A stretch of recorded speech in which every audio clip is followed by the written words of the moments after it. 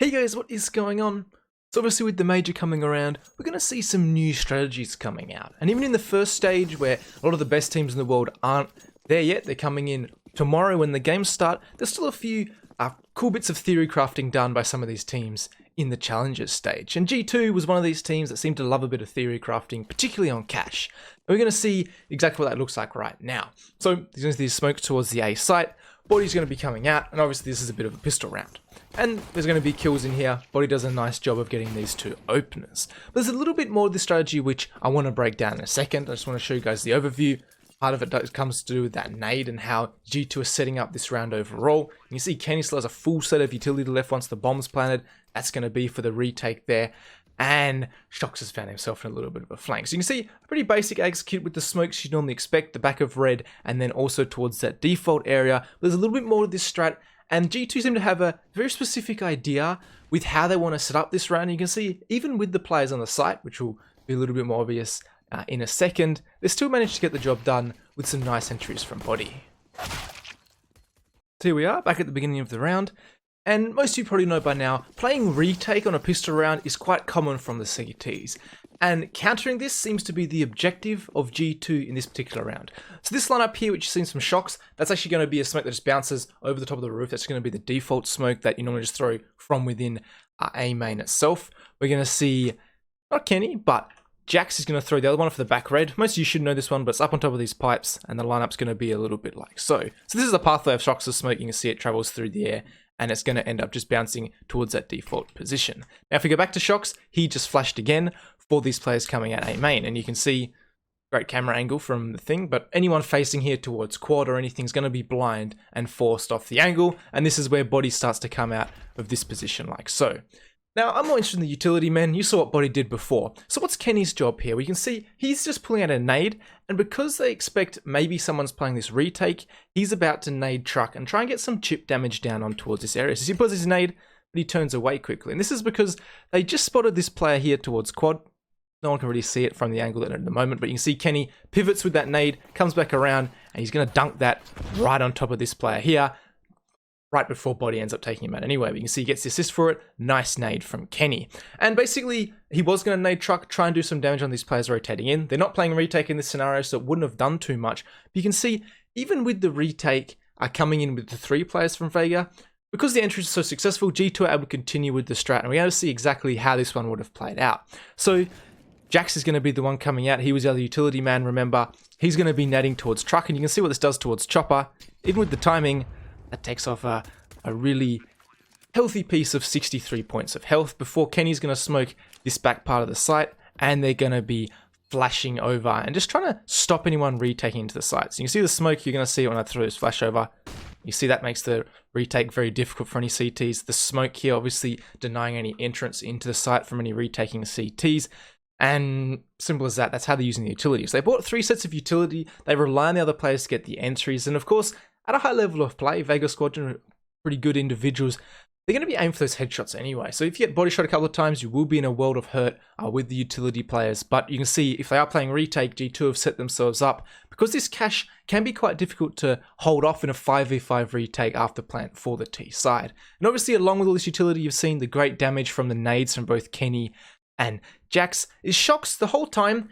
He just set himself over here towards the back of A main after throwing his smoke and flash that we saw before. He just set himself back here, and you can see once he sees no one coming through A main to try and retake, he's just going to flank through, and we're going to see exactly what you saw before, where even with the 5v3, he's still doing his job, getting as much information as possible, and Vega Squadron are none the wiser that he could be coming from this position, and that's going to be the end of that. JR's left alone.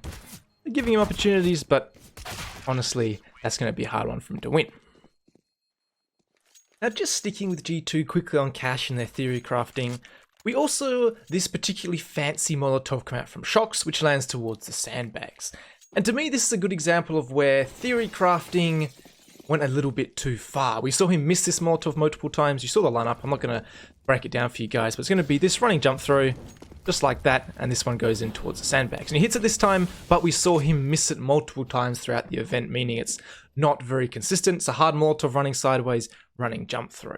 The reason I say this is where theory crafting's gone too far is because obviously Shox can't hit it consistently. We saw him miss it throughout the event. You can run to basically the exact same spot and do a normal walking throw with the Molotov that lands towards Sandwich. And to me, if you want to land this Molotov, it's much better to be consistent at it, such as you can see, I am here with this relatively simple Molotov, as most of you would be, as opposed to the one Shox throws. The one thing that Shox's one does do is it spreads a little bit further out towards the back. I'm going to try and compare them up on screen now or something.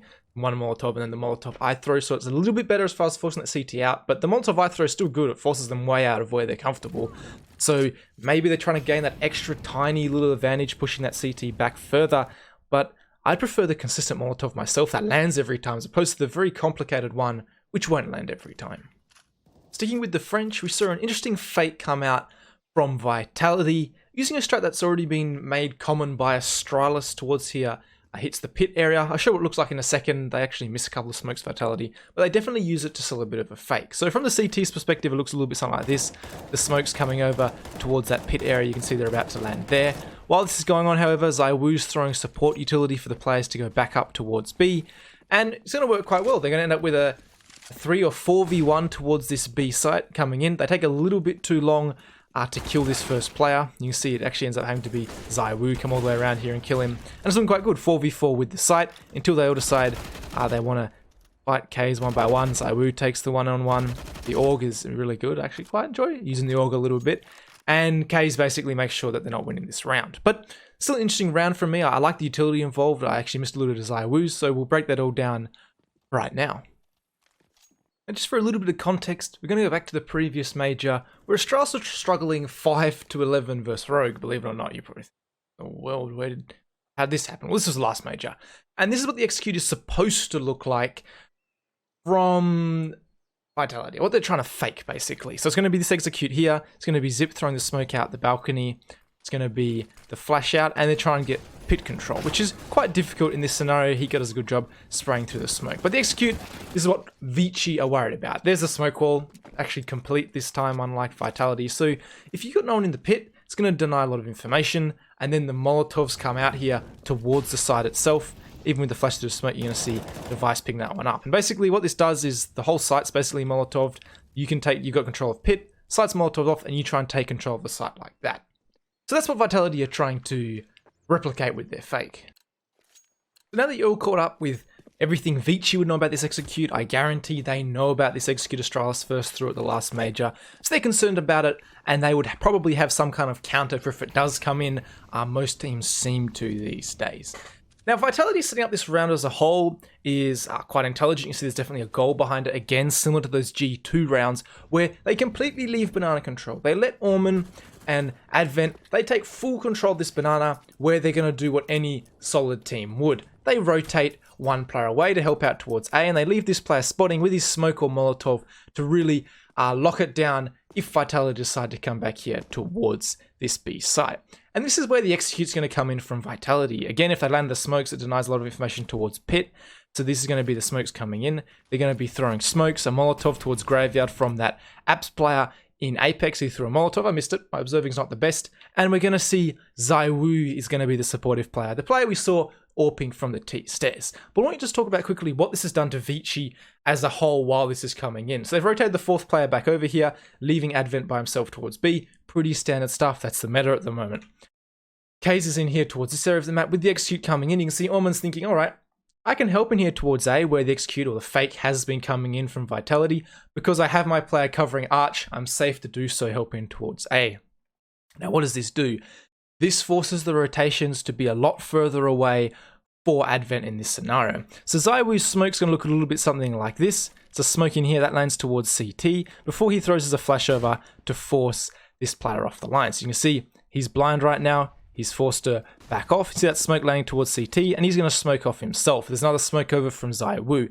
So the fast utility towards B, the CT smoke's already popped. So these players rushing, they don't have to stop at all. They've just got gun out, knife out, depending on the position, just full running up this banana. And you can see MBK has the half wall control right now. You basically have full banana control because of the utility set ZywOo through, and still Vici are not rotating. They're all still locked over here towards the A site, worried about this fake. So you can see at this point, I would put my money on Vitality. I'd say they're good. They have a 4v1 on the B site.